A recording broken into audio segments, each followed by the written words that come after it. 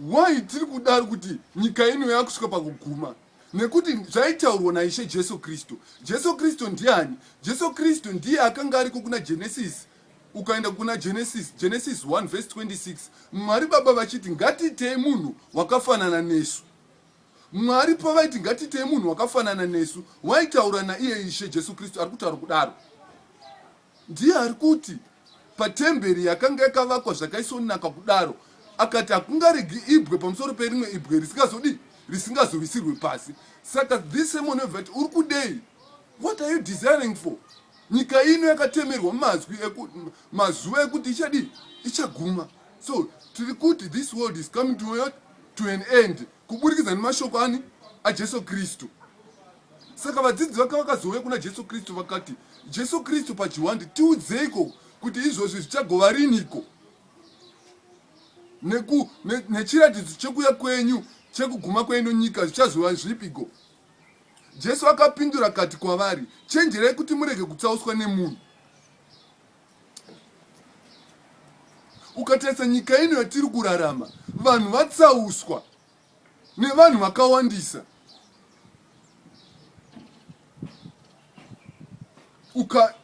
Ukatarisa vatinoti maworld giants kana kuti vari kumusoro-soro, ivo vanozviti tiri vatungamiri tinotungamira nyika dzese, maworld giants. Kana chiri maworld giants ndikutaura nezve G7, vana America, vana Britain, vanani. Those guys vari kufunga kuti vada kugadzira inonzi new world order. New world order ndeyekuti zvinhu zvese zvichange zvichifamba in one sequence. In which world? Munyika yani? Nyika yavo here kana nyika yaMwari? Muridzi wenyika ari kutaura kuti hakuna chinhu chinonzi new world order, hakuna zvinhu zvakadaro. New world order ndeyekuti Jesu Kristu achauya kuzotonga ino nyika. Saka tiri kuti chii? Tiri kuti isusu takatadza, we are living in a sinful world. This world is coming to an end.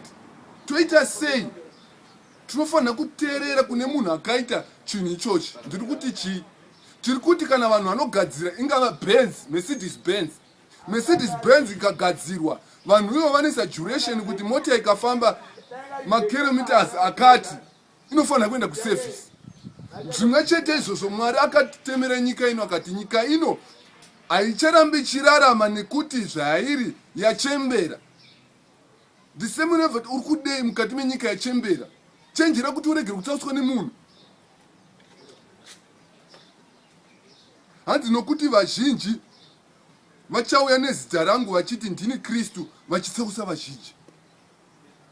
Vanhu vangani vari kuproclaima mukati meino nyika kuti tiri vana Kristu, we are standing, vachimira nemashoko aKristu, vachiti tiri kuparidza Kristu, vachitaura nezvenyaya yenew world order.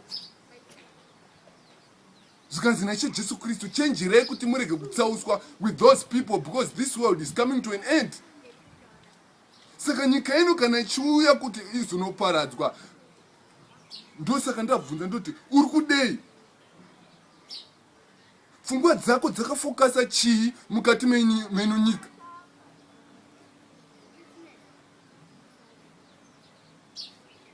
Muchanzo zokurwa neguhu rokurwa, chenjerai musavhunduka nekuti izvo zvose zvinofanira kumboitwa asi kuguma kuchigere kusvika. Zvikanzi muchanzwa zveguhu kuno kunyika vatinati kuno kuAfrica tigere zvakanaka, tinongonzwa kuti kuti Middle East vari kurwa, tinongonzwa kuti kuna America kuri kurwiwa, kupi kuri kurwiwa. Izvozvo zvakaprofitwa kuti zvichange zvichaitika, but kuguma kusati kwaitika. Saka vakangwara now, if you see these things now, you must remove your focus. Kana unofanira kubvisa mafungiro ako, obvisa mukati meino nyika. Nazvino kune vanhu vakawanda vari kuuya varichivimbisa vanhu rugare. You shall live, muchagara zvakanaka, muchadi. Tiri kuti hakuchina rugare nekuti mukaona izvo zvakutanga kutoitika. Chimirira kuti iko zvino nyika ino is coming to an end yachembera. Unodeko mukati mechinhu chachembera? Nokuti rudzi ruchamukira rumwe, noushe huchamukira ushe, nenzara dzichavapo, nehosha nekudengenyeka kwenyika kunzvimbo zhinji. Hanzi nekuti ndudzi dzichamukira nedzimwe ndudzi.